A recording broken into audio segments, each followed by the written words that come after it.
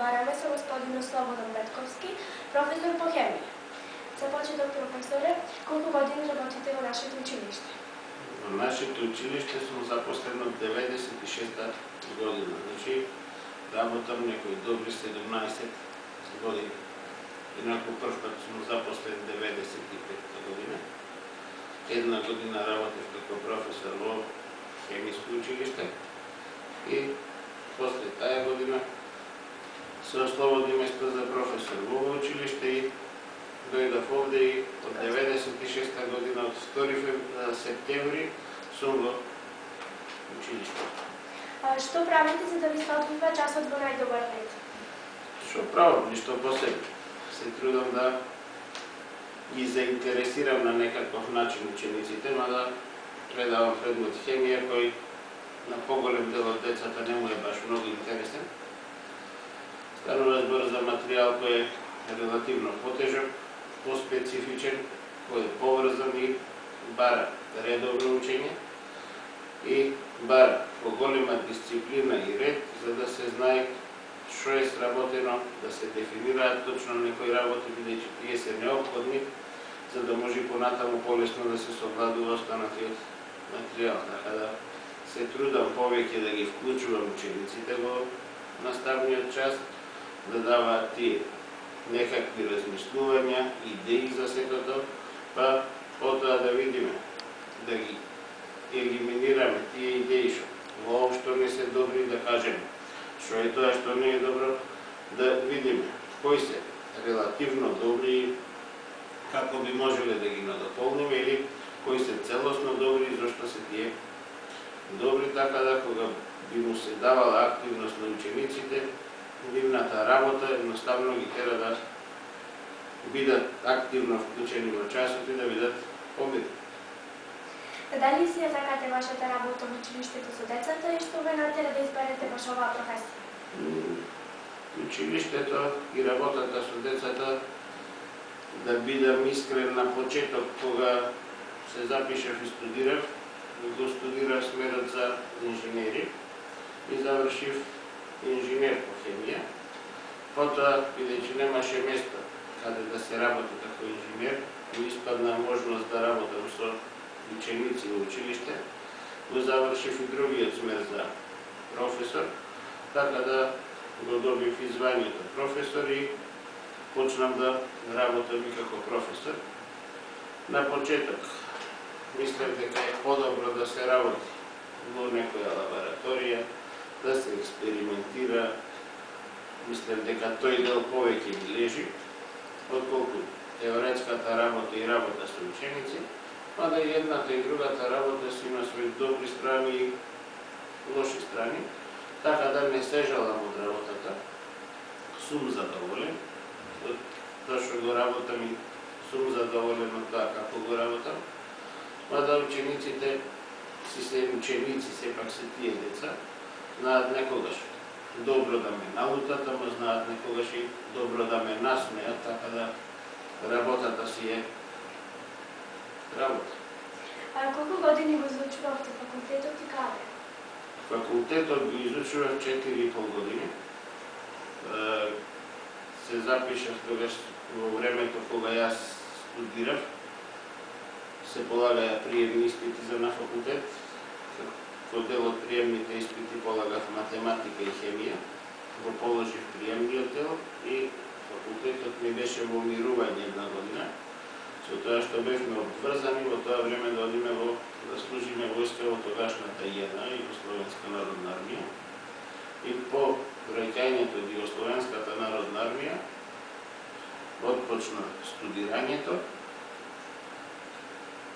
така да 4,5 години, 5 години некаде ми траеше студирањето, со тоа што факултетот трае 4 години, редовно 4 години, плюс имавме обврска да работиме дипломска работа, која е релативно комплексна на нашиот факултет.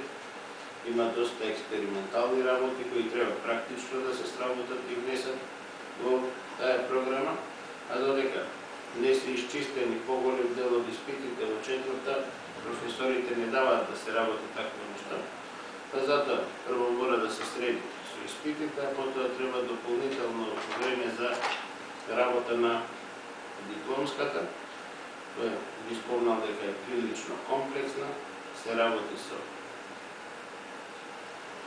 посовремена апаратура, да речем, на хемиски факултет, се прават комплет испитувања од определена област, кои во суштина се дипломска работа, што допринесува да студирањето малку се одолговлечи, дури сето тоа да се сработи, да се следат работите во таа дипломска тема, па се јавуваат проблеми, некои резултати не излегуваат онака како што сакаме, мора да се работи од почеток и така.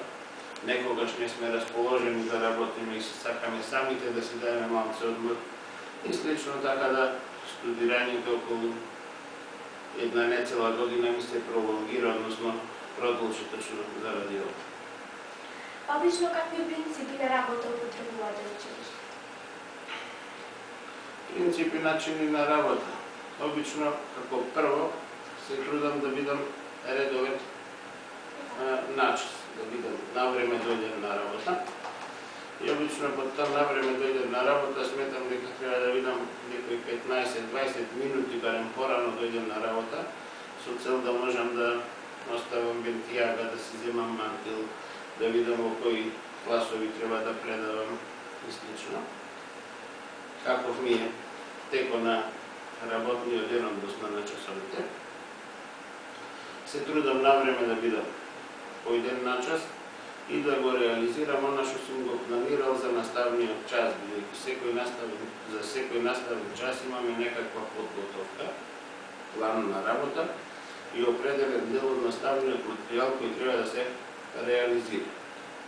Се трудам за време на тие 45 минути правилно да го распоредам времето, за да може да се заврши целата таа наставна содржина, која е потребна да се реализира, и се трудам во текот на предавањето, во превклучувањето на учениците, да користам и многу примери од секојдневниот живот, бидејќи тие обично му остануваат во сеќавање на учениците и полесно го совладуваат наставниот материјал. Друго е кога ќе се подсетиме на некоја случка, нешто што се случило, некаков пример за време на часот, па тој пример после полесно можеме да извлечиме некакви заклучоци за нешто ако претходно не можеме да се сетиме за определената работа. Доколку нешто не е јасно, се трудам да одржувам дополнителни часови и закажуваме после часовите, пред почнувањето на часовите, некогаш и во сабота, ова година, например, дополнителните часови се во сабота, бидејќи нема термини во училиштето, така да гледам колку можам повеќе да му го олеснам учењето на учениците и повеќе и поцелосно да го совладаат наставниот материјал, за да постигнат поголеми знаења, подобар успех кој ќе му користат понатаму во продолжувањето на школувањето и нормално при идната професија, односно работењето. Дали имате некои клуби со што се занимавате во слободно време? Порано имав хоби, ако може да се рече како хоби. Кога бев помлад и послаб, 2 пати до 3 пати во неделата трчавме, игравме фудбал и игравме кошарка, игравме баскет, се собиравме кога со колеги, кога со другарите и слично. Ама како налегнуваат годините, така се зголемуваат и килата, се зголемуваат и обврските, така да овие активности се помалци и помалци ги практикуваме. Немам некое посебно хоби, ама многу ме одмара на попладни или навечер, кога сум слободен, после 8-9 часот. Сакам да излезам и така безцелно да се прошетам и да завртам еден круг, да не сум оптоварен со пазарење, продавници, излози и слично.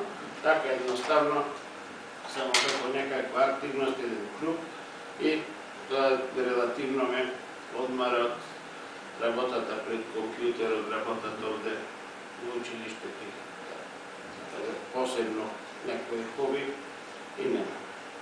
И за крај, како професор, кои се вашите совети до секој ученик? И особено е стално за секој ученик редовно да ја следи наставата. Ако дошол редовно на настава и ако дошол на училиште, тогаш правилно нека го искористи времето, нека го слуша она што се предава и нека се труди да разбери што повеќе од она што се предава. Тоа би било едната работа. Значи, редовноста и следењето на наставата допринесува да се совлада дел од наставниот материјал. Активната вклученост при процесот на предавање исто така му допринесува и му овозможува на ученикот полесно да може да ги разбира некои од соодветните работи, ама за се тоа да се прави односно ученикот да биде активно вклучен во наставата, мора и редовно да го следи наставниот материјал.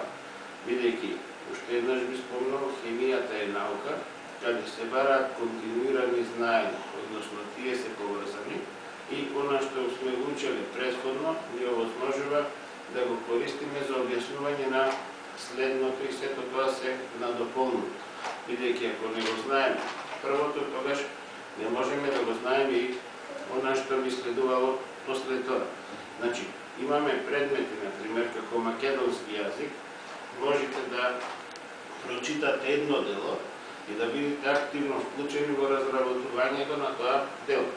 Другото дело може да не го прочитате и да не сте активно вклучени, ама тоа не ве спречува да бидете активно вклучени во прочитаното дело. А во хемијата и во природните науки, општо, математиката, физиката, хемијата, биологијата, тие знаења се континуирани и доколку се прескокне нешто напред, тогаш не може да се надоградува, односно објаснува следното. Така да, редовноста, активната вклученост на учениците во наставата и редовното учење, мислам дека се најдобар начин за постигнување на најдобар успех. Тоа беше се, професор. Ви благодариме за вашето одвоено време. Ви благодарам и вас што одлучивте баш мене да ми ги поставите овие прашања и да учествувам во вашето интервју. Задоволство ми беше.